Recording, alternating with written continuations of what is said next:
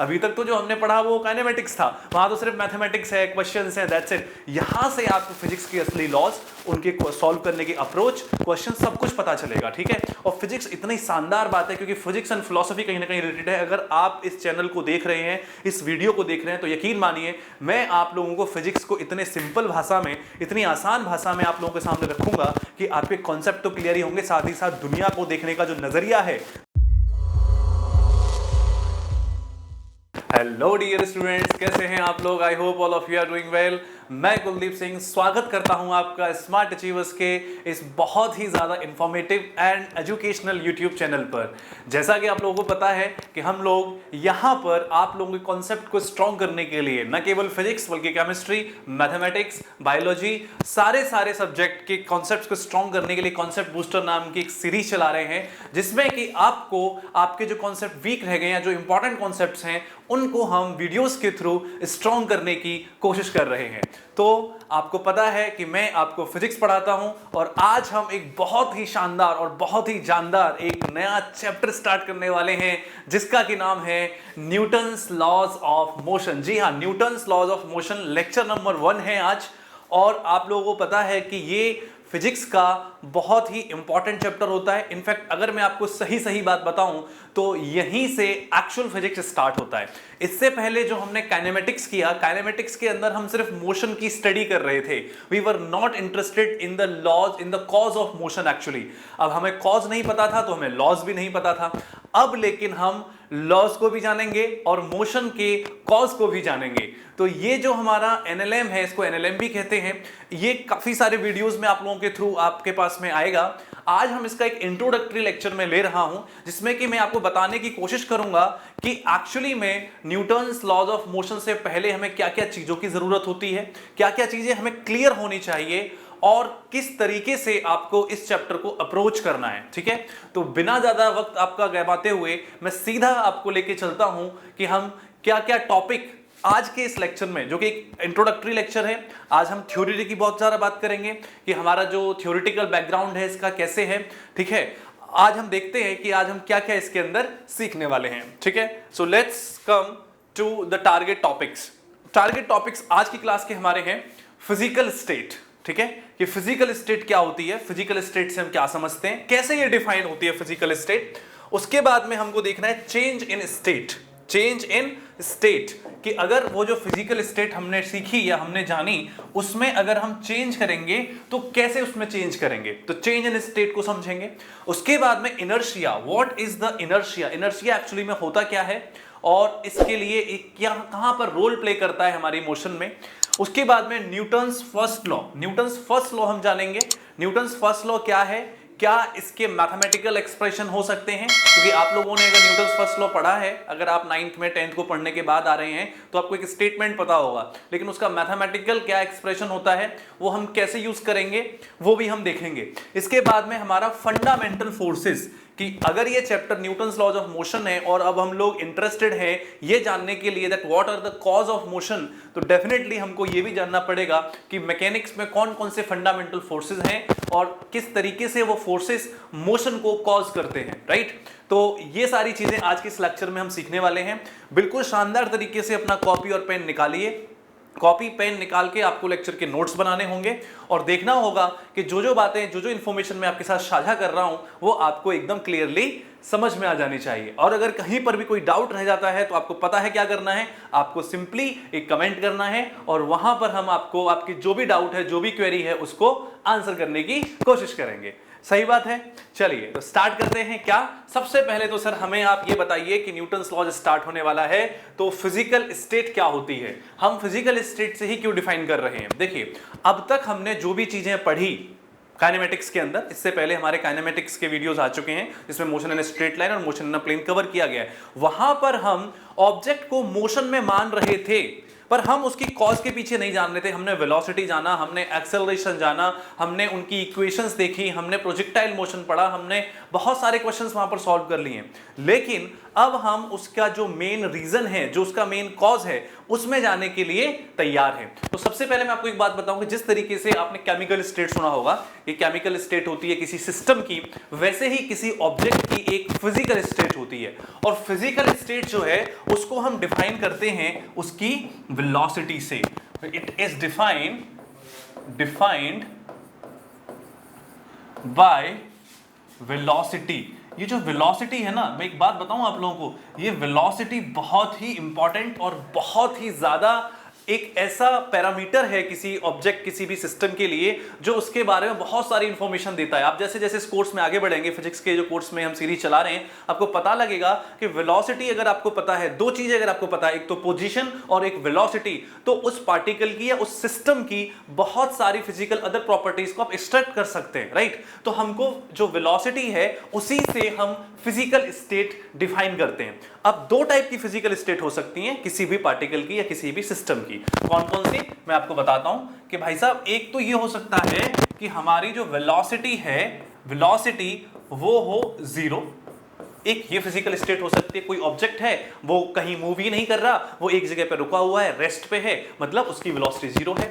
और एक हो सकती है that this is a having a constant velocity, कि कोई ऑब्जेक्ट है वो कांस्टेंट वेलोसिटी से आगे बढ़ रहा है। ये भी एक फिजिकल स्टेट है। मैं आपको एक बात बताऊं, ये न केवल फिजिकल स्टेट हैं, बल्कि इनको हम बोलते हैं नेचुरल स्टेट। ये हमारी v इक्वल्स टू 0 होना या फिर v इक्वल्स टू कांस्टेंट होना, ये किसी भी सिस्टम की या किसी भी सिस्टम ऑफ पार्टिकल्स की या सिंगल पार्टिकल की नेचुरल इनहेरेंट स्टेट्स हैं। ये कैसी स्टेट्स हैं? नेचुरल, जो नेचर से मिली होती हैं, नेचुरल इनहेरेंट स्टेट। इनहेरेंट का मतलब जो चीज, कोई पार्टिकल नेचर से लेकर के आया है या जो नेचर ने उसे दिया है, this is what we call the natural inherent state. अब अगर मैं बात करूं कि v इक्वल्स टू 0 से रेस्ट है और v इक्वल्स टू कांस्टेंट यानी यूनिफॉर्म मोशन, एक हो गया रेस्ट, इसको हम बोलते हैं क्या? रेस्ट बोलते हैं। और अगर हमारी वेलोसिटी किसी पार्टिकल की कांस्टेंट है तो आपको याद होगा कि यूनिफॉर्म मोशन, तो uniform motion is also one of the natural state of a particle.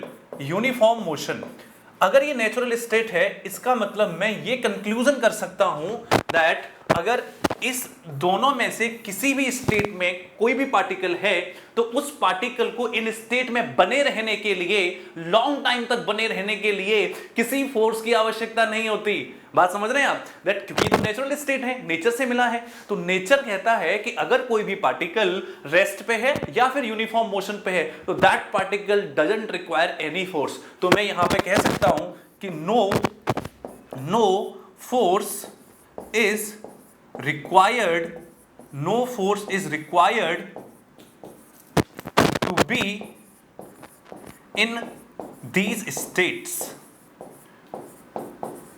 No force is required. इन दोनों में से ही किसी भी स्टेट में अगर पार्टिकल है तो किसी फोर्स की उसे आवश्यकता नहीं है। अगर नेचर ने किसी को रेस्ट पे बना के छोड़ दिया, वो रेस्ट पर बना रहेगा आराम से, कोई दिक्कत नहीं, कोई फोर्स की जरूरत नहीं उसे रेस्ट पर रहने के लिए। वैसे ही अगर वो यूनिफॉर्म मोशन में है और अगर वो यूनिफॉर्म मोशन में कोई भी फोर्स वहां पर अवेलेबल नहीं है, तो वो यूनिफॉर्म मोशन में बना ही रहेगा। क्यों? क्योंकि ये one of the natural state है, इनहेरेंट स्टेट है। आप इस बात को समझिए। तो कौन कौन सी स्टेट हुई? एक तो हुई रेस्ट, एक हुई यूनिफॉर्म मोशन। सिर्फ मोशन नहीं, क्योंकि मोशन अगर मैं कहूंगा तो मोशन तो दो टाइप की हो जाती है, नॉन यूनिफॉर्म मोशन भी हो जाती है, जहां पर वो अपनी वेलोसिटी चेंज कर रहा होता है। बट मैं क्या बोल रहा हूं, एक कांस्टेंट जीरो वेलोसिटी यानी रेस्ट, और एक बोल रहा हूं कांस्टेंट वेलोसिटी। मतलब इसके अगर मैं एग्जांपल की बात करूं, लेट्स से मेरे पास में ये एक पार्टिकल है और ये जो है यहां पर रखा हुआ है, कोई ब्लॉक है, ये यहां पर रखा हुआ है रेस्ट पे, इसकी वेलोसिटी जीरो है, राइट। तो इसमें मैं कह सकता हूं कि यहां पर इस रेस्ट में रहने के लिए इसको किसी भी नेट फोर्स की जरूरत नहीं है। नेट फोर्स, यहां पर ध्यान नहीं, जो नो फोर्स है यहां पर नेट होना चाहिए, no net force is required obviously, क्योंकि अगर ये रेस्ट पे है, यहां रखा हुआ है किसी भी लेट्स से टेबल पे ये रखा हुआ है, ये एक टेबल है मेरे पास, यहां पर ये रखा हुआ है, तो फोर्स तो इस पर लग रहा होगा, फोर्स तो लग रहा होगा। अभी हम डिटेल में जानेंगे फोर्स के बारे में, लेकिन अभी आपको इंट्रोडक्शन के लिए समझ लीजिए कौन सा फोर्स लग रहा होगा यहां पर। एक तो इस पर लग रहा होगा mg और एक इस पर लग रहा होगा नॉर्मल रिएक्शन, राइट। अभी हम इसको भी जानेंगे नॉर्मल रिएक्शन क्या होता है, एमजी क्या होता है, बिल्कुल आप बस थोड़ा धैर्य रखिए, सब चीज आपके सामने आने वाली है। फिलहाल के लिए मान लीजिए कि यहां पर ये दोनों ही जो फोर्स हैं एक दूसरे को बैलेंस कर रहे होंगे, नेट फोर्स इस पर जीरो होगा। That's what I am trying to say कि यहां पर जो एफ नेट है that is going to zero, क्योंकि किसी नेट फोर्स की आवश्यकता ही नहीं है नेचुरल स्टेट में रहने के लिए। वैसे ही अगर मैं बात करूं कि यहां पर अगर कोई भी पार्टिकल है राइट, और उसको वैक्यूम में 2 मीटर पर सेकंड की वेलोसिटी देकर के छोड़ दिया गया है, वो 2 मीटर पर सेकंड से आगे बढ़ रहा है, तो मैं आपको बता दूं कि यहां पर भी इस पार्टिकल के ऊपर कोई फोर्स नहीं, क्योंकि वैक्यूम में कोई फोर्स लगाने वाला है नहीं। तो यहां पर भी मैं कहूंगा कि यहां पर भी एफ नेट जो है इस पर that is also zero. No force is required for a particle to be in its natural state. कौन कौन सी नेचुरल स्टेट हुई? एक तो वेलोसिटी का जीरो हो जाना और एक वेलोसिटी का कांस्टेंट रहना। ये बात आप लोग अगर समझ गए तो आगे का जो कहानी है वो आपके लिए और आसान हो जाएगी, क्योंकि कहानी को आसान करना इसलिए भी जरूरी है क्योंकि वेलोसिटी ही है जो उसकी फिजिकल स्टेट डिफाइन करती है। अब इस पूरे न्यूटन्स लॉज ऑफ मोशन में आप देखोगे कि deep down in the questions and everything what will be happening, the velocity change हो रहा होगा, और velocity change हो रहा होगा या velocity नहीं change हो रहा होगा, दो ही कंडीशन होंगी राइट। अब वहां पर हम फोर्स के रिलेशन, फोर्स कैसे लग रहा है, कहां से आ रहा है, ये सारी चीजें हम डिस्कस करेंगे। लेकिन एक बात क्लियर हो कि हाँ सर, वेलोसिटी का जीरो होना और वेलोसिटी कांस्टेंट होना बताता है किसी भी सिस्टम के लिए कि वो अपनी नेचुरल स्टेट में है और उस पर रहने के लिए उसे किसी फोर्स की जरूरत नहीं होती। फोर्स क्या है इसको भी हम डिटेल में समझेंगे, बट फिलहाल हमने एक natural states of the object के बारे में समझा। फाइन। अब अगर ये स्टेट है तो इसके बाद मेरे को इस स्टेट को चेंज भी करना पड़ेगा, चेंज इन स्टेट, क्योंकि ऑब्वियसली चेंज होगा स्टेट में तभी तो कहीं ना कहीं से कोई बात बनेगी। बिना चेंज के थोड़े ना कहीं पर भी चीज होती। Changement is the law of life and nature, you know it. तो अब now these states will get change. कैसे चेंज होगी? अगर अभी जैसे मैंने आप लोगों को बताया कि एक था हमारा रेस्ट का स्टेट और एक था हमारा यूनिफॉर्म मोशन का स्टेट। यूनिफॉर्म मोशन का स्टेट, ये नेचुरल स्टेट थे ना? बिल्कुल थे सर। अब अगर मुझे इनको चेंज करना है तो बताइए रेस्ट का चेंज क्या हो सकता है? What is the change of rest? Rest का अपोजिट क्या होगा? ये जो ऑब्जेक्ट रेस्ट पे रखा हुआ था ये वाला, इसको मैं मोशन में ले आऊं, यही तो हो सकता है। रेस्ट के बाद वो मोशन में आ जाएगा, तो रेस्ट का चेंज क्या हुआ? रेस्ट का मतलब सर चेंज हो जाएगा कि ये मोशन में आ जाए। फाइन, ओके, नो प्रॉब्लम, ये इसका चेंज हो गया। अब मैं बात करूं यूनिफॉर्म मोशन में है ऑब्जेक्ट, यूनिफॉर्म मोशन में किसी वेलोसिटी के साथ आगे बढ़ रहा है। लेट से ये एक ऑब्जेक्ट था जिसकी मैंने बात की थी, ये 2 मीटर पर सेकंड से इस डायरेक्शन में आगे जा रहा है अपनी नेचुरल स्टेट को मेंटेन करते हुए। अब मुझे ये चेंज करना है, तो इसका जो चेंज है ना ये 4 टाइप से हो सकता है। इसका चेंज 4 टाइप से हो सकता है। कैसे? देखिए, एक हो सकता है कि मैं इसकी जो स्पीड है उसको बढ़ा दूं, स्पीड अप कर दूं इसकी, 2 मीटर पर सेकंड से 3 मीटर पर सेकंड, 4 मीटर पर सेकंड स्पीड बढ़ी तो भी चेंज हो गया स्टेट। उसके बाद क्या हो सकता है? मैं सर इसकी स्पीड जो है इसको डाउन कर दूं, ये भी हो सकता है। 2 मीटर पर सेकंड है तो 1 मीटर पर सेकंड कर दूं, ये भी चेंज हो गई स्टेट। और क्या हो सकता है?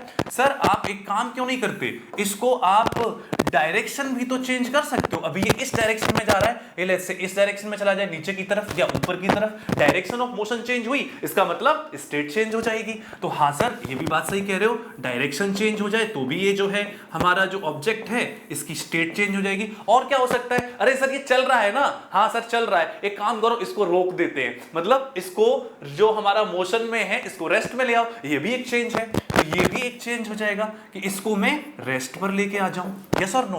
तो ये 4 पॉसिबल चेंजेस हैं जो यूनिफॉर्म मोशन के केस में हो सकते हैं, रेस्ट के केस में ऑब्जेक्ट मोशन में आ सकता है। तो ये बेसिकली चेंज हो रहा है। आपको समझ में आया बात कि हाँ सर चेंज हो रहा है। अब मैं अगर आपसे कहूं कि ये चेंज हुआ तो हुआ कैसे, कहां से चेंज हो गया ये, तब आपको समझ में आएगा कि सर जिसकी हम बात कर रहे हैं ना, किसकी, फोर्स की, फोर्स जो चीज होती है जिसको आप अभी तक पुश एंड पुल के नाम से जानते आए थे, वही है क्या? Cause of. ये हुआ कैसे? मतलब देखिए, हम बेसिकली क्या कर रहे हैं कि नेचर में कोई भी चीज जो हो रही है, physics is the study of nature, nature में कोई भी चीज हो रही है उसका रीजन समझने की कोशिश कर रहे हैं। That what is the cause behind it, what is the reason behind it. ऐसा हुआ तो क्यों हुआ? आप लोग भी अपने आसपास देखते हो ना, कोई भी चीज हो जाती है, ठीक है, लेट्स से आपको बुरा लग रहा है, आपको अच्छा लग रहा है, या आपकी बात का किसी ने जवाब नहीं दिया, या फिर सोचिए कि किसी ने आपको बिना बताए ही बात करना बंद कर दिया, कुछ भी ऐसी घटना आपके साथ हुई, तो आप सोचते हो ना यार काश एक बार पता तो लगे, एक बार पता तो लगे ये हुआ क्यों, why why, because this is our very inquisitive nature, ये हमारा नेचर है। तो ऐसे ही जो चेंज हुआ है किसी भी ऑब्जेक्ट की वेलोसिटी के अंदर, अगर साइंटिस्ट की हम बात करें, फिजिक्स की बात करें, तो वहां पर भी लोग समझने की कोशिश कर रहे थे कि भाई साहब ये चेंज होता क्यों है, होता कैसे है ये चेंज। तो डेफिनेटली जो साइंटिस्ट लोगों ने, ऑब्जर्वर्स ने, ग्रेट फिलोसोफर्स ने अपनी बात बताई, उन्होंने कहा कि भाई साहब एक जो फोर्स है ना, फोर्स जिसको आप पुश एंड पुल भी कहते हैं, force is the cause, this is the cause of change in state. Okay sir, अब बात कुछ समझ में आ रही है कि इन पांचों ही सिचुएशन में, पांच कैसे बोली मैंने, रेस्ट को मोशन में करना, यूनिफॉर्म मोशन की इतने सारे चेंज कर देना, ये अगर हुए हैं, ये कहीं पर भी आपको दिखाई दें, तो डेफिनेटली ये फोर्स नाम की चीज बैठी हुई होगी। इसके बिना कोई भी स्टेट, नेचुरल स्टेट चेंज नहीं हो सकती। और इसी को आप पुश एंड पुल के नाम से भी जानते हो। पुश एंड पुल, बेसिकली तुम कह सकते हो कि पुश एंड पुल को जो साइंटिफिक नेम दिया गया है उसे हम फोर्स बोलते हैं। पुश एंड पुल को साइंटिफिक नेम जो दिया गया उसे हम फोर्स बोलते हैं। और ये करता क्या है सर, जो नेचर से स्टेट मिली किसी ऑब्जेक्ट को, उसको चेंज करता है। कैसे चेंज करता है सर? रेस्ट को मोशन में लेके आ जाएगा, या अगर मोशन है यानी यूनिफॉर्म मोशन है, when I am saying motion I mean uniform motion है, तो उसको चार टाइप से चेंज कर देगा। उसकी स्पीड बढ़ा देगा, उसकी स्पीड घटा देगा, उसको रोक देगा, या फिर उसकी डायरेक्शन चेंज कर देगा। तो आई होप दैट ये जो चेंज इन स्टेट हो रहा है, किसकी वजह से हो रहा है? जिसकी वजह से हो रहा है उसी को हम बोलते हैं फोर्स। क्या बोलते हैं? फोर्स। फोर्स है क्या? Cause in the change in state, and when I am writing state I mean to say the physical inherent original natural state of a system और ऑफ अ पार्टिकल। सिस्टम का मतलब होता है जब बहुत सारे पार्टिकल आ जाएं, और एक खाली पार्टिकल है तो सिर्फ उसे ऑब्जेक्ट या सिस्टम पार्टिकल बोलेंगे। बात समझ में आ रही है? तो क्या यहां तक जो भी मैंने बातें लिखी हैं आपको क्लियर हो गई हैं?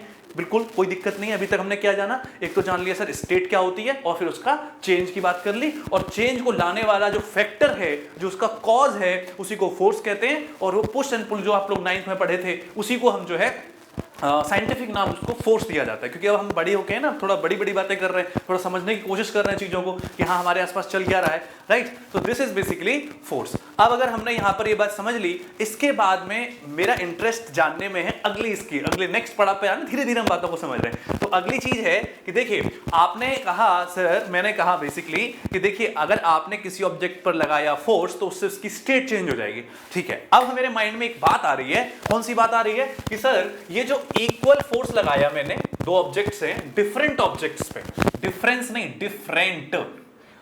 डिफरेंट ऑब्जेक्ट्स हैं, उन पर मैंने इक्वल फोर्स लगाया है। अगर मैंने इक्वल फोर्स लगाया दो डिफरेंट ऑब्जेक्ट्स पर, तो क्या उन दोनों की स्टेट में होने वाला जो चेंज है वो सेम होगा क्या? कि आपने कहा force is the cause for the change in state, तो ठीक है, फोर्स उठा लेता हूं मैं। फोर्स की आपको बेसिक पता है कि न्यूटन जो यूनिट है वो न्यूटन है। तो मैंने सेम अमाउंट का फोर्स 10 न्यूटन और इस पर भी 10 न्यूटन, और दो ऑब्जेक्ट मेरे पास में, कौन सा? एक 5 kg का है और एक 50 kg का है। दोनों पर मैंने सेम फोर्स लगाया। क्या दोनों की जो फिजिकल स्टेट है इस टाइम पर, मान लो दोनों ही रेस्ट में, I can say both are in the rest, अगर दोनों ही रेस्ट में हैं, तो क्या दोनों की फिजिकल स्टेट सेम अमाउंट से चेंज हो जाएगी? क्योंकि सेम फोर्स लगाया है मैंने। तो क्या ये चेंज होना स्टेट का सिर्फ फोर्स पर डिपेंड करता है? ये मेरा क्वेश्चन है। तो आपके माइंड में एकदम से आवाज आएगी कि नहीं सर, 5 न्यूटन 5 kg वाले पर आपने फोर्स लगाया तो उसकी स्टेट थोड़ी ज्यादा चेंज हो जाएगी। 50 kg वाले पर अगर आपने फोर्स लगाया है तो उसकी स्टेट थोड़ी कम चेंज होगी।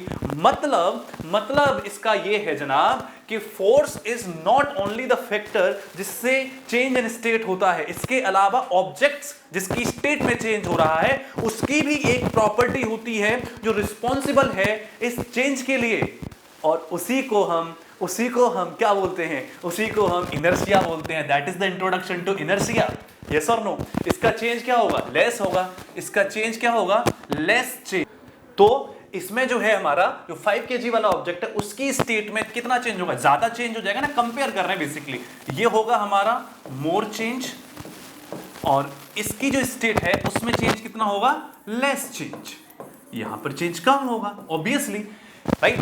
तो अब एक बात बताइए, सेम फोर्स लगाया, दोनों के चेंज अलग अलग आ रहे हैं, तो इसका मतलब कोई तो है ऑब्जेक्ट के अंदर ही, कोई तो उसकी ऐसी प्रॉपर्टी है जो इस चेंज को मतलब कहीं ना कहीं गाइड करती है, इस चेंज को कहीं ना कहीं कंट्रोल करती है। और जो चीज इस चेंज को गाइड करती है या कंट्रोल करती है, या कह सकते नहीं होने देना चाहती, कोई तो प्रॉपर्टी है इस ऑब्जेक्ट की जो इस चेंज को नहीं होने देना चाहती है। आपने देखा कि इस वाले ने कम चेंज किया, इस वाले ने ज्यादा चेंज किया, ठीक है कोई बात नहीं, लेकिन कहीं ना कहीं दोनों ही ऑब्जेक्ट इस चेंज का रेजिस्ट करते हैं, दोनों ही ऑब्जेक्ट नहीं होना चाहते अपनी स्टेट में चेंज, नहीं करना चाहते अपनी स्टेट में चेंज। उसी को हम क्या बोलते हैं? इनर्शिया बोलते हैं। उसी को हम क्या बोलेंगे? इनर्शिया बोलेंगे। आप बात बिल्कुल समझ में आ रही है सर कि हाँ, फोर्स लगाने पर सेम फोर्स लगाया, चेंज में स्टेट में अलग अलग आ रहा है, इसका मतलब ऑब्जेक्ट्स के अंदर एक ऐसी प्रॉपर्टी है जो उस चेंज का अपोज करती है, और उसी प्रॉपर्टी को हम क्या बोलेंगे? इनर्शिया बोलेंगे। समझ में आ रही है बात? अब इनर्शिया क्या है? इनर्शिया क्या है उसको थोड़ा सा और डिटेल में समझते हैं कि एक्चुअली साइंटिफिक भाषा में मैं बात करूं तो इनर्शिया के लिए क्या कहा जाएगा, राइट? तो देखिए, अगर मैं बात करूं इनर्शिया की, सिंपली आपसे डेफिनेशन पूछूं तो लिखा हुआ है, क्या बोला गया? दैट प्रॉपर्टी है। सबसे पहली बात तो प्रॉपर्टी है, ये क्या है? एक प्रॉपर्टी है, क्वालिटी हम कह सकते हैं। It's a quality, property of a body due to which it oppose the cause of change in state of a body. अभी आपको पता है कि कौन इसका अपोज कर रहा था, मतलब चेंज ला कौन रहा था? चेंज ला रहा था फोर्स। अब उसका जो अपोज कर रहा है उसको क्या बोलते हैं हम? उसको बोलते हैं इनर्शिया। तो सबसे पहले बात तो ये प्रॉपर्टी है, याद रहे, it is not a physical quantity, not a physical quantity. ये कोई फिजिकल क्वांटिटी नहीं है। अगर आप लोगों के मन में ये ख्यालात हैं कि सर इनर्शिया कोई फिजिकल क्वांटिटी होती है, जैसे वेलोसिटी है, एक्सेलरेशन है ना, पोजीशन है, वैसे इनर्शिया कोई फिजिकल क्वांटिटी नहीं है। ये एक प्रॉपर्टी है, एक क्वालिटी है, क्वालिटी ऑफ द सिस्टम है, ठीक है। अच्छा, अगर ये फिजिकल क्वांटिटी नहीं है तो क्या हम इसे मेजर कर सकते हैं? बोलो, क्या हम इसे मेजर कर सकते हैं? नहीं, इसे मेजर नहीं किया जा सकता, कंपेयर किया जा सकता है। It can be compared, not measured, right? तो हम इसको कहते हैं, कंपेयर करते किसके साथ में है? इसे हम ऑब्जेक्ट के मास के साथ कंपेयर करते हैं। हाँ, ये बात सही है कि किसी भी ऑब्जेक्ट की जो इनर्शिया होती है, inertia that is proportional to its mass, but it's not the mass. Proportional होती है, जिसका ज्यादा मास होगा उसकी इनर्शिया उतनी ही ज्यादा होगी और उसकी अपोज करने की टेंडेंसी उतनी ही ज्यादा होगी। अरे तभी तो आप देखो, इसका मास ज्यादा हुआ तो इसकी अपोज करने की टेंडेंसी ज्यादा थी, इसलिए इसमें लेस चेंज आया, और इसमें सर ज्यादा चेंज आया। क्यों? क्योंकि इसका मास कम था, इसलिए इसकी अपोज करने की टेंडेंसी कम थी, इसलिए चेंज ज्यादा हुआ। तो मैं कह सकता हूं कि इनर्शिया जो है प्रोपोर्शनल टू मास है, ठीक है। अगर मैं आपसे पूछूं कि इसकी यूनिट क्या होती है, what is the unit of inertia, बता सकते हो? नो यूनिट, कोई यूनिट नहीं होती। No unit and dimension. अरे भाई साहब, जब फिजिकल क्वांटिटी है ही नहीं तो किस बात की unit? No unit and dimension. इसकी ना यूनिट होती है ना डायमेंशन होती है, ये सिर्फ एक क्वालिटी है, क्वालिटी की बात है। जैसे अगर मैं आपसे बोलूं कि भाई साहब आप बहुत अच्छे इंसान हैं, या मैं बहुत अच्छा इंसान हूं, या वो बहुत ही बुरा इंसान है, बहुत बेकार इंसान है, लेकिन मैं पूछूं कि कितना अच्छा कितना बुरा, तो क्या आप बता सकते हो कि सर 7 अच्छे हैं, हम 7 अच्छे हैं, या हम 8 अच्छे हैं? भाई कि कोई मतलब अच्छाई का, बुराई का, इनर्शिया का इनकी कोई यूनिट नहीं है। ये सिर्फ क्या है, एक क्वालिटी बता रही है कि हाँ कोई इंसान एटलीस्ट चलो उससे अच्छा है, कोई मेरे से बुरा, सब रिलेटिव बात है, मतलब हम कंपेयर कर रहे हैं। तो ये क्या है? No unit and no dimension है, एक क्वालिटी है, इसको मेजर नहीं किया जा सकता, कंपेयर किया जा सकता है। किससे? मास से और दूसरे ऑब्जेक्ट से। It is compared, it is compared.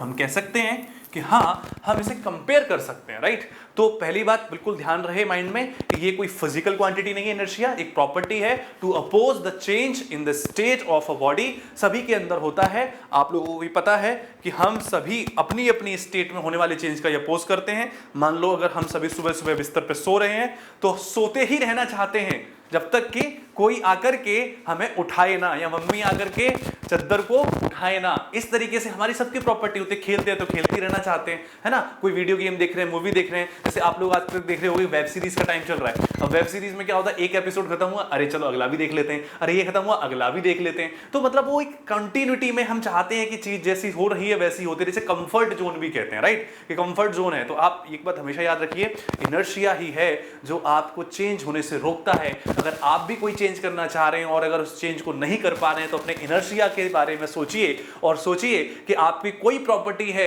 जो उस चेंज को अपोज कर रही है और उस चेंज को अगर आपको करना है तो इनर्शिया को तो ओवरकम करना ही पड़ेगा। तो जो फिजिक्स है ना बड़ा अभी देखो अभी स्टार्ट हुआ है एक्चुअली फिजिक्स, अभी तक फिजिक्स नहीं पढ़ रहे थे हम, अभी तक तो जो हमने पढ़ा वो काइनेमेटिक्स था, वहां तो सिर्फ मैथमेटिक्स है, क्वेश्चंस हैं, दैट्स इट। यहां से आपको फिजिक्स की असली लॉज, उनके सॉल्व करने की अप्रोच, क्वेश्चन सब कुछ पता चलेगा, ठीक है। और फिजिक्स इतनी शानदार बात है क्योंकि फिजिक्स एंड फिलॉसफी कहीं ना कहीं रिलेटेड है। अगर आप इस चैनल को देख रहे हैं, इस वीडियो को देख रहे हैं तो यकीन मानिए मैं आप लोगों को फिजिक्स को इतने सिंपल भाषा में, इतनी आसान भाषा में आप लोगों के सामने रखूंगा कि आपके कॉन्सेप्ट तो क्लियर ही होंगे, साथ ही साथ दुनिया को देखने का जो नजरिया है, जिस तरीके से आप दुनिया को देख रहे हैं उसको भी मैं चेंज करूंगा। क्यों? क्योंकि फिजिक्स ने जिसने फिजिक्स के साथ उसको देखना स्टार्ट कर दिया, बहुत सारे प्रश्नों के जवाब ऑटोमेटिकली मिल जाते हैं। तो बात समझ में आ रही है कि हाँ सर इनर्शिया है, ठीक है, हमको भी पता लग रहा है कि हाँ हम भी चेंज होना तो चाहते हैं लेकिन खुद से नहीं, मतलब देयर इज समथिंग मोर कि हाँ भाई कोई तो है जो उसका अपोज करता है, राइट। तो ये हमारी इनर्शिया हो गया।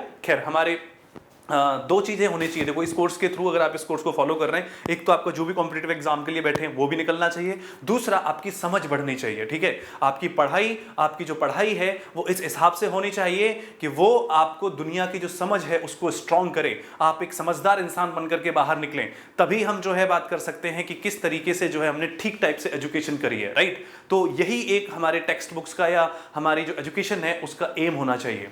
ये बात मैं आप लोगों से कह रहा हूं, आ रही है बात समझ में? तो ठीक है, अभी हमें इनर्शिया के बारे में कुछ बात पता लगी, कुछ अपने बारे में बात पता लगी। चलिए तो ये इनर्शिया हो गया, फाइन। अब मुझे एक बात बताइए कि सर जिस तरीके से हमने देखा स्टेट तो चेंज इन स्टेट, अब इनर्शिया है तो इनर्शिया की कुछ टाइप्स भी होते होंगे, यस और नो? Types of inertia. अब टाइप्स ऑफ इनर्शिया समझते हैं कि सर एक तो जो जिस हिसाब से हमारी स्टेट थी उसी हिसाब से हमारा इनर्शिया भी रहेगा। एक तो होता है इनर्शिया ऑफ रेस्ट, बिल्कुल ठीक बात है, इनर्शिया ऑफ रेस्ट, और एक है inertia of motion, inertia of motion. इन दोनों का मतलब बताऊं कि अगर कोई भी ऑब्जेक्ट रेस्ट में है, पड़ा हुआ है, सो रहा है, रखा हुआ है, मतलब उसके पास एक इनर्शिया है जो उसको उसी स्टेट में रहने के लिए, कंटिन्यू रखने के लिए फोर्स करता है, कहता है नहीं नहीं इसी में ही रहो, मतलब that is the inertia of rest. और एक है इनर्शिया ऑफ मोशन के, अगर आप एक बार चलने लगे, एक बार आप दौड़ने लगे, एक बार आपने एक्सरसाइज करना स्टार्ट कर दिया तो फिर आपका इनर्शिया कहेगा कि नहीं भाई अब तो इसको ही करता रहे, यही तू करता रहे, उसे बोलेंगे इनर्शिया ऑफ मोशन। मैं आपको एग्जांपल के साथ बताता हूं, आपको बहुत शानदार तरीके से समझ में आएगा। आप सभी लोगों ने बस में, मेट्रो में, सब में ट्रेवल किया ही है, करते ही होंगे। अगर आपने बस मेट्रो में ट्रेवल किया है तो इस एग्जांपल को अच्छे से समझ जाएंगे कि लेट्स से अभी जो है आप जो है एक बस के अंदर हैं, बस के अंदर हैं और बस में मिली नहीं आपको सीट और आप हैं खड़े हुए, आपको सीट नहीं मिली, आप खड़े हुए हैं, ठीक है। और आप खड़े हुए हैं और आप हैं इस बस में इस हिसाब से खड़े हुए, बस ने अभी चलना स्टार्ट नहीं किया, बिल्कुल ठीक बात है। अचानक से जो हमारा ड्राइवर है बस का, उसने बस को आगे बढ़ाया, उसने बस को आगे बढ़ाया। तो आप मुझे बताइए, एज लॉन्ग एज आप बस में रेस्ट में थे, बस में क्या थे आप? रेस्ट में थे, आपके पैर रेस्ट में हैं, आपका जो सर है ये रेस्ट में है ना, यानी कि आपकी बॉडी के पास इनर्शिया ऑफ रेस्ट है। लेकिन जैसे ही ड्राइवर ने बस को आगे बढ़ाया तो आपके जो पैर हैं, पैर जो कि बस के सरफेस के टच में है, वो तो आगे बढ़े, लेकिन आपकी जो अपर पोर्शन है बॉडी का, वो इनर्शिया ऑफ रेस्ट की वजह से रेस्ट में ही रहना चाहता है, वो नहीं आगे जाना चाहता। तो आप अगर देखेंगे तो कुछ इस हिसाब से पीछे की तरफ गिरते हुए नजर आएंगे, झटका लगेगा आपको पीछे की तरफ, लगता है ना? किसकी वजह से लगा? इनर्शिया ऑफ रेस्ट की वजह से। क्यों? क्योंकि आपके जो upper portion of the body है वो रेस्ट में ही मेंटेन करना चाहता है खुद को। क्यों? क्योंकि इनर्शिया ऑफ रेस्ट की वजह से। और पैर जैसी ड्राइवर ने आगे किसी वेलोसिटी से आगे बढ़ाया तो आपके पैर तो आगे बढ़ गए, लेकिन आपका जो अपर पोर्शन है वो नहीं बढ़ पाए, सिर्फ पीछे की तरफ गिरते हैं, ठीक है। तो ये किसकी वजह से हो रहा है? इनर्शिया ऑफ रेस्ट की वजह से। अच्छा, अब बात करते हैं इनर्शिया ऑफ मोशन की। इनर्शिया ऑफ मोशन क्या है? सेम एग्जांपल के साथ समझ लेते हैं कि चलिए ठीक है, अब आपने जैसे तैसे खुद को संभाला, झटका लगा, लेकिन ओके आपके अंदर एक पावर है, आप फिर से एकदम खड़े हुए। अब क्या हुआ कि फिर से एक आप स्पीड में बस दौड़ रही है, वी स्पीड में, कोई दिक्कत नहीं, और आप खड़े हुए हैं यहाँ पे, ठीक है। तो अभी आप देखोगे कि अभी अगर ये 20 स्पीड से हमारी बस चल रही है तो आपके पैर भी चल रहे हैं, आपका जो upper portion of the body है वो भी चल रहा है, यानी कि सारा का सारा सिस्टम मोशन में। लेकिन अचानक से ड्राइवर क्या करता है? ड्राइवर बहुत शैतान है, ड्राइवर क्या करता है, ड्राइवर इसकी वेलोसिटी को जीरो कर देता है, यानी ब्रेक लगा देता है। अचानक ना एकदम झटके सामने कुछ आ गया तो ब्रेक लगाया। अब देखिए उस टाइम पर क्या होगा, उस टाइम पर क्या होगा, जैसे ही ड्राइवर ब्रेक लगाएगा तो आपके जो पैर हैं जनाब, वो बिल्कुल जैसे ही बस रुकी वैसे ही रुक जाएंगे, वैसे ही रुक जाएंगे। लेकिन आपका जो अपर पोर्शन है वो तो मोशन में है, उसके अंदर इनर्शिया ऑफ मोशन है, वो मोशन को ही मेंटेन करना चाहता है। तो आप इस बार आगे की तरफ गिरते हुए अपने आप को महसूस करेंगे, आप आगे की तरफ गिरते हुए महसूस करेंगे, पैर आपके पीछे जाएंगे तो आप आगे की तरफ गिरेंगे। ये किसकी वजह से हुआ सर? ये हुआ इनर्शिया ऑफ मोशन की वजह से। तो जैसा मैंने बताया कि इनर्शिया को और भी टाइप है, ऐसा नहीं है। इनर्शिया ऑफ डायरेक्शन भी है कि आप अगर एक पर्टिकुलर डायरेक्शन में चल रहे हैं, किसी ऑब्जेक्ट को, कोई पर्टिकुलर डायरेक्शन को उसी डायरेक्शन में मूव करना चाहता है। मतलब कहने का ये है कि देखो, अगर आप छोटे बच्चे हैं जिसको मुझे क्लासीफाई करना पड़े कि इनर्शिया ऑफ रेस्ट है, इनर्शिया ऑफ मोशन है, तो मैं इस हिसाब से कर सकता हूं। लेकिन आप एक समझदार इंसान हैं, आप जेईई या नीट की प्रिपरेशन कर रहे हैं, तो आप ये बात को समझिए कि कोई भी ऑब्जेक्ट जिस भी स्टेट में है उसमें उस स्टेट को मेंटेन करने की एक टेंडेंसी है, और यही टेंडेंसी जो है, जो उसको उस स्टेट में मेंटेन करना चाहती है, चेंज नहीं होने देना चाहती, उसे हम इनर्शिया बोलते हैं, इनर्शिया बोलते हैं। और इनर्शिया बहुत इंपॉर्टेंट बात है, मैं आपको बता रहा हूं, क्योंकि इनर्शिया जो है, अगर ये आपको क्लियर है तो फिर आगे की जो चीजें हैं वो भी क्लियर हो जाएंगी। ठीक है, तो ये इनर्शिया ऑफ रेस्ट हो गया, इनर्शिया ऑफ मोशन हो गया। इनर्शिया ऑफ डायरेक्शन भी होता है, इनर्शिया ऑफ डायरेक्शन भी हम पढ़ते हैं, कहीं कहीं पर लिखा होता है, बट आप अभी फिलहाल इस चीज को समझिए। तो आई होप दैट आपको ये बात क्लियर हो गई होगी कि क्या इनर्शिया ऑफ रेस्ट है और क्या इनर्शिया ऑफ मोशन है। बहुत बढ़िया। अब जो है हम आगे बढ़ते हैं और इसके बाद देखते हैं कि हमको सबसे पहले न्यूटन्स फर्स्ट लॉ, बिल्कुल सिंपल सी बात पे आ जाते हैं, न्यूटन्स फर्स्ट लॉ। आप लोगों ने अगर जब भी फिजिक्स जैसे ही स्टार्ट होती है, क्लास 9th में आपको न्यूटन्स लॉज के बारे में बता दिया जाता है, यस और नो, आप पढ़ लेते हैं। ठीक है, वहां पर आपको एक डेफिनेशन रटाई जाती है। Okay, if a body is in state of rest, it will be in a state of rest. If it is in a state of motion, it will be in a state of motion until and unless an external force is applied on the body. ये आपको definition रटाई जाती है और आप रट भी लेते हो, राइट।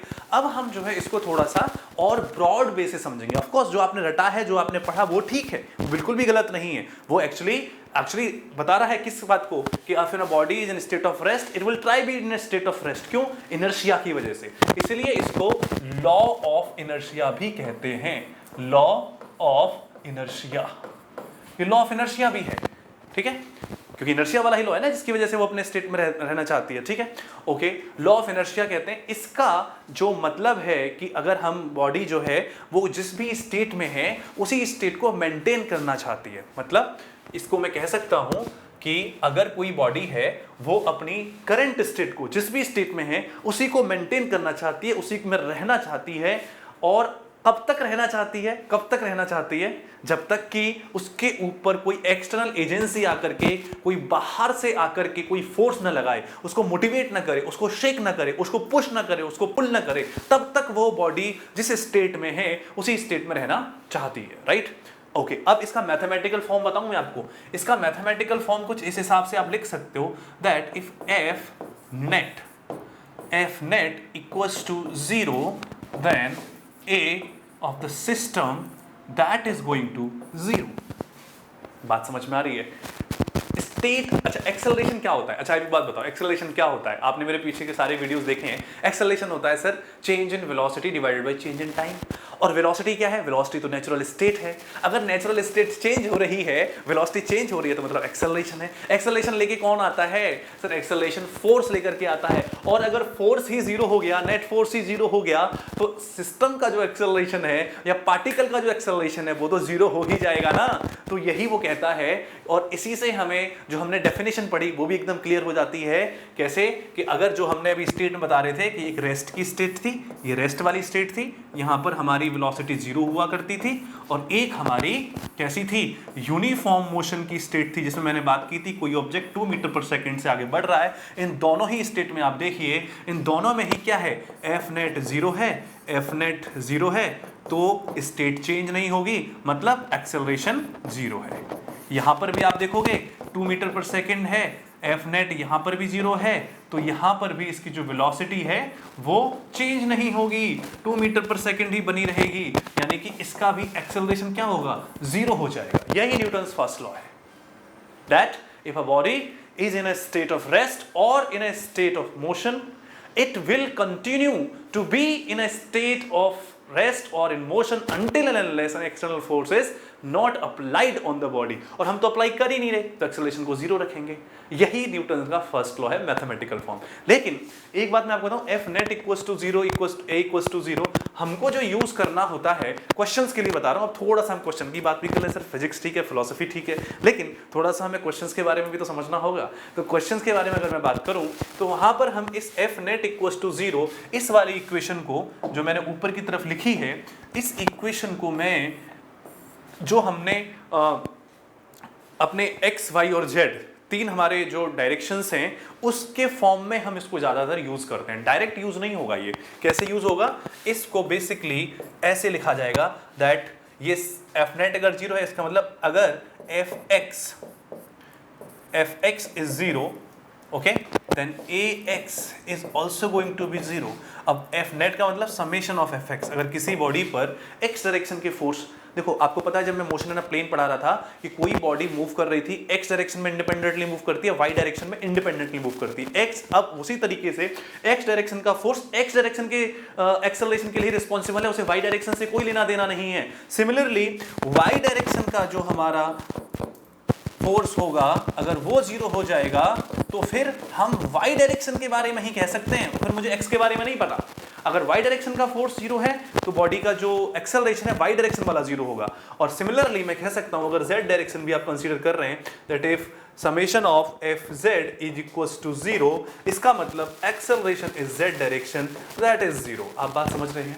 ये वाली इक्वेशंस ज्यादा यूज होंगी, ये वाली क्वेश्चंस के लिए। अगर आपसे कभी भी न्यूटन्स फर्स्ट लॉ का क्वेश्चन होगा या फिर इक्विलिब्रियम का क्वेश्चन होगा, एक और वर्ड बता देता हूं, इक्विलिब्रियम, इसे हम कहते हैं state of equilibrium. Newton's first law कह रहा है कि ये जो है अगर एफ नेट जीरो है, ये वाला, इसे हम इक्विलिब्रियम भी बोलते हैं। इक्विलिब्रियम, अगर किसी बॉडी पर इक्विलिब्रियम नेट फोर्स जीरो है तो उसे इक्विलिब्रियम की स्टेट भी बोला जाता है। अब इक्विलिब्रियम में बॉडी रेस्ट पे भी हो सकती है, राइट, और यूनिफॉर्म मोशन में भी हो सकती है। उसी को हम इक्विलिब्रियम बोलेंगे, राइट। तो यहां पर जब आप इक्विलिब्रियम की बात करेंगे तो एक्स डायरेक्शन का इक्विलिब्रियम या वाई डायरेक्शन का इक्विलिब्रियम या जेड डायरेक्शन का इक्विलिब्रियम या तीनों डायरेक्शन का इक्विलिब्रियम, ये हमें समझना होगा।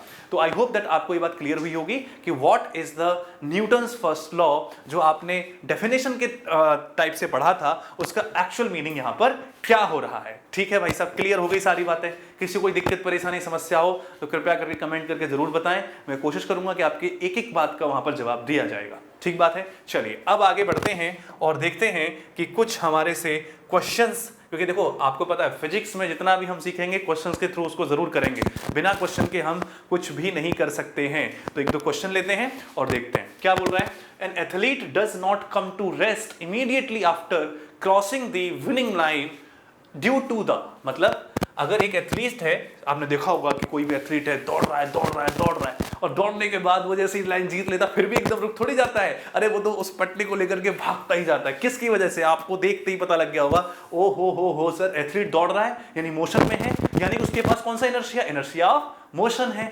तो इनर्शिया ऑफ मोशन, मतलब मैं बता दूं या आपने अपने आप ही सोच लिया था ना?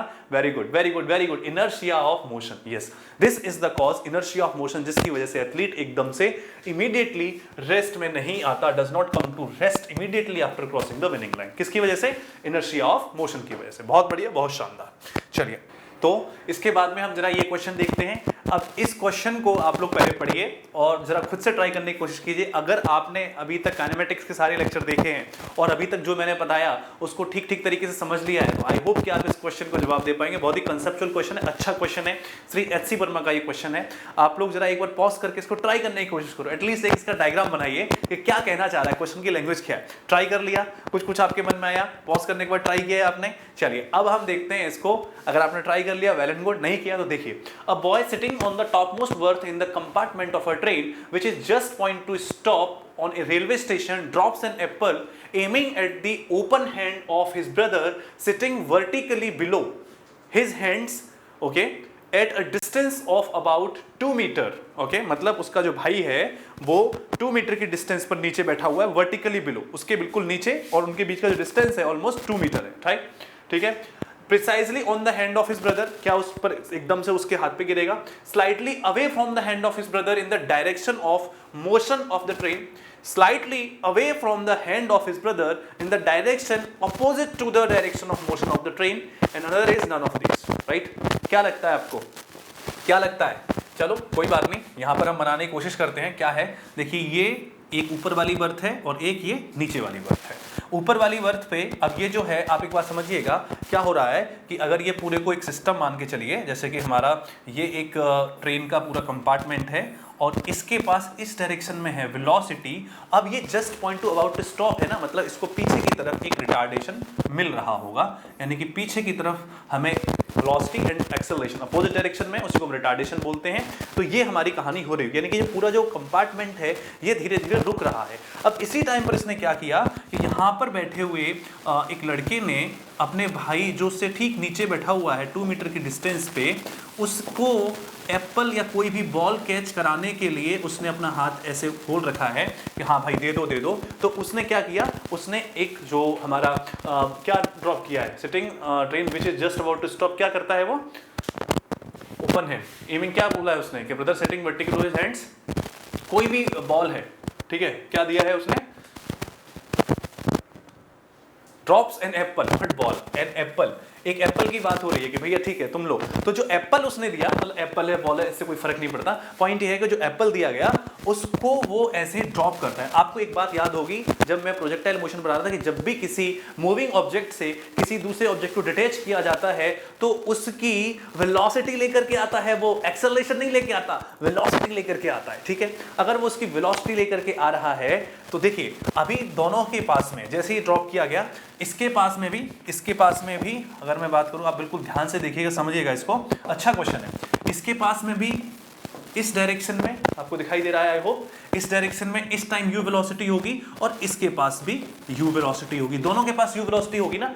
अब इसने जैसे ही एप्पल को ड्रॉप किया, मतलब इस डायरेक्शन में उसको u वेलोसिटी मिल गई, यानी जिस टाइम पर छोड़ा गया उस टाइम पर एप्पल के पास और जहां उसे जाना है दोनों के पास u वेलोसिटी है, फाइन वेलोसिटी। लेकिन छोड़ने के बाद क्या हुआ भाई साहब, छोड़ने के बाद ये हुआ कि इसके पास x डायरेक्शन में कोई एक्सेलरेशन नहीं होगा भाई, क्योंकि जैसे ही उसके हाथ से अलग हुआ अब उसके पास कोई एक्सेलरेशन नहीं। लेकिन ये दोनों ही, इसके पास ये मान लो बॉय ए है, ये बॉय बी है, ये दोनों क्योंकि ट्रेन से अटैच्ड हैं, ट्रेन के बर्थ पर बैठे हुए हैं, तो इनको तो ये रिटार्डेशन ए मिल रहा होगा ना, यस और नो, बिल्कुल मिल रहा होगा। तो ये वाला जो u है, ये वाला u, इस पर लग रहा एक रिटार्डेशन, मतलब ये वाला जो u है इस पर नहीं लग रहा कोई रिटार्डेशन, तो वर्टिकल डायरेक्शन में अपवर्ड वाला जो यानी कि एप्पल की वेलोसिटी है वो ज्यादा है, यस और नो। भाई एक तरफ तो आपने खाली हॉरिजॉन्टल डायरेक्शन में u वेलोसिटी, हॉरिजॉन्टल डायरेक्शन को देखिए, वर्टिकल डायरेक्शन को देखने की आवश्यकता नहीं है, वर्टिकल डायरेक्शन को मत देखिए। अगर ये हम मतलब कंसेप्ट से करने की कोशिश कर रहे हैं इसको, कि अगर हमने देखा कि ये, तो इसका जो पाथ होगा ये इस हिसाब से, ये हॉरिजॉन्टल डायरेक्शन में ज्यादा डिस्टेंस ट्रेवल करेगा, मतलब कंपार्टमेंट से बाहर नहीं जाएगा, लेकिन ये जो है कम डिस्टेंस ट्रेवल करेगा। क्यों?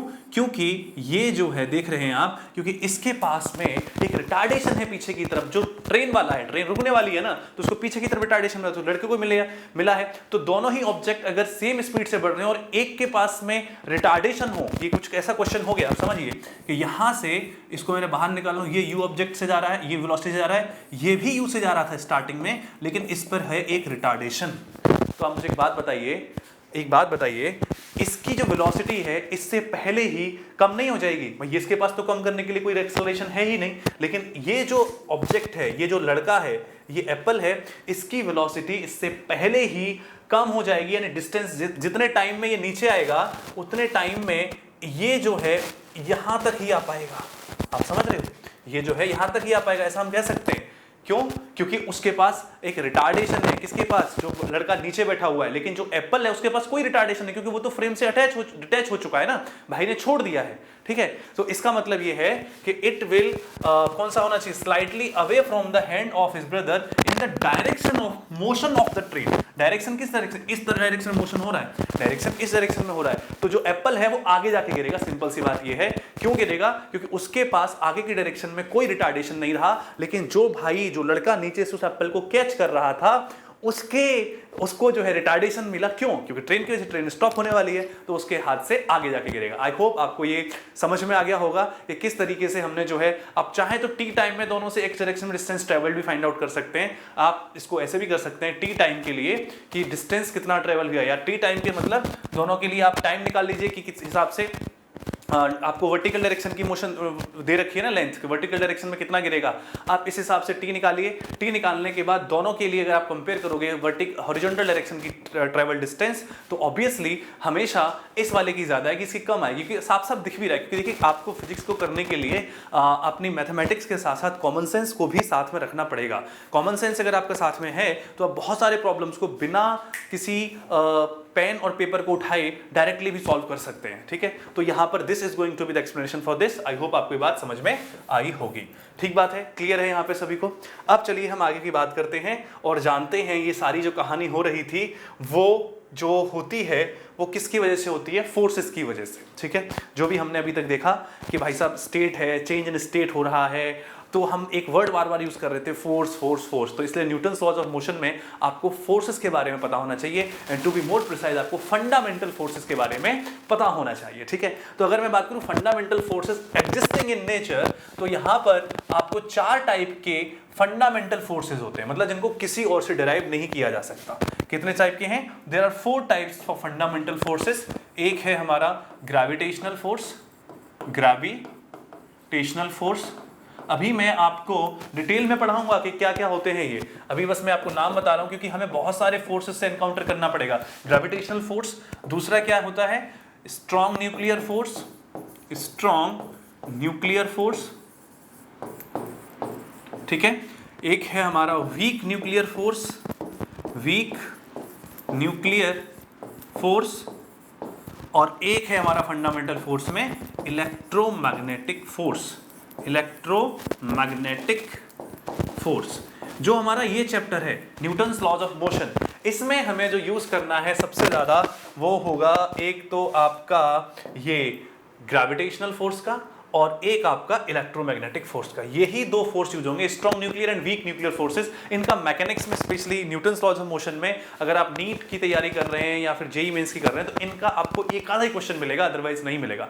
ठीक है, इसलिए हम लोग gravitational force and electromagnetic force में कौन कौन से वो फोर्स हैं वो भी मैं आपको बता देता हूं कि आपको सबसे ज्यादा कौन कौन से फोर्स पढ़ने रहेंगे। सबसे ज्यादा जो आपको फोर्स पढ़ने होंगे वो रहेंगे, let me tell you, these forces are gravitational force में आपको वेट पढ़ना है, वेट सबसे ज्यादा ये यूज होगा, वेट। इसको हम जो है बिल्कुल अलग तरीके से भी देखेंगे, वेट। और इलेक्ट्रोमैग्नेटिक फोर्स की बात करूं तो जितने भी फोर्स बाकी के हैं सारे इलेक्ट्रोमैग्नेटिक हो जाएंगे। जैसे कि एक हमें पढ़ना होगा नॉर्मल रिएक्शन, नॉर्मल रिएक्शन, हमें पढ़ना होगा टेंशन फोर्स, टेंशन फोर्स, हमें पढ़ना होगा क्या? स्प्रिंग फोर्स, स्प्रिंग फोर्स, और हमें पढ़ना होगा फ्रिक्शन फोर्स, फ्रिक्शन फोर्स।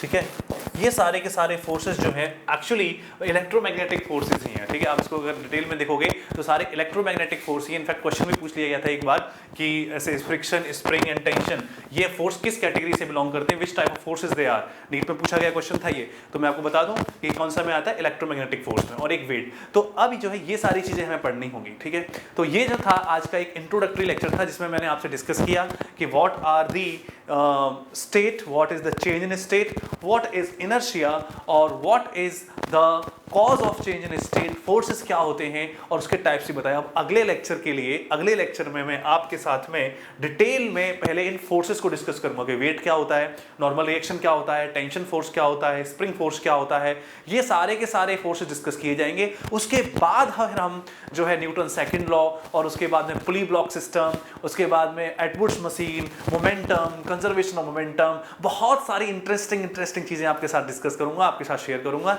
आप लोग बस इस चैनल के साथ में जुड़ जाइए। वीडियो पसंद अगर आपको आया हो तो उसको लाइक कर दीजिए, क्योंकि आपका लाइक, आपका प्यार ही है जो कि हम लोगों को मोटिवेशन देता है कंटिन्यूअसली काम करने के लिए। और अगर आपको कोई भी चीज में किसी भी प्रकार का डाउट होगा तो कमेंट करके बताइए, और बहुत ही जल्द आपसे मुलाकात होगी अगले वीडियो में जिसमें हम डिस्कस करेंगे about the forces. Thank you so very much.